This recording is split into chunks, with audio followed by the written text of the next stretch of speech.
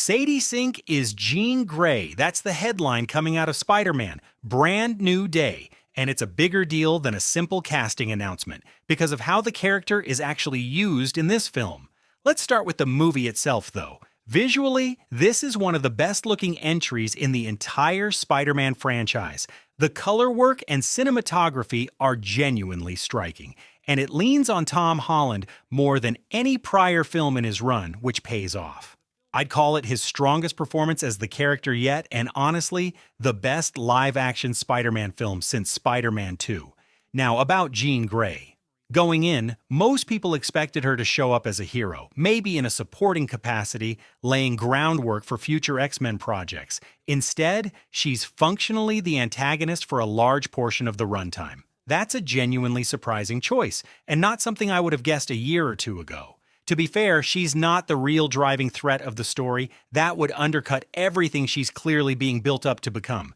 The true antagonist is damage control and their agenda to identify, monitor, and ultimately control superpowered individuals. Framing Jean this way, at least temporarily, lets the film explore what happens when someone with her level of power gets caught in that system before she's found her footing as a hero.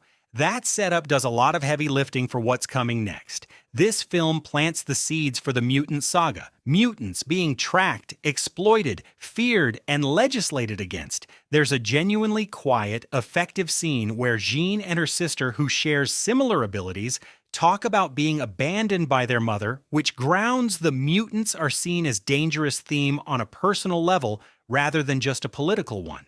The film also introduces mutant suppression technology tied to research from Bruce Banner and Peter Parker, tech that's almost certainly the precursor to the inhibitor collars we'll likely see later in the saga. So why debut all of this in a Spider-Man movie, and why keep the casting under wraps for so long?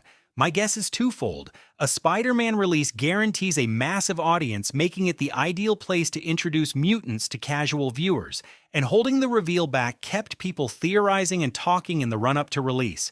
And there was plenty of theorizing. Rumors that Sadie Sink would play Jean Grey had circulated for close to a year, tied to both this film and Avengers: Secret Wars, reportedly first surfacing through outlets like Deadline or Variety.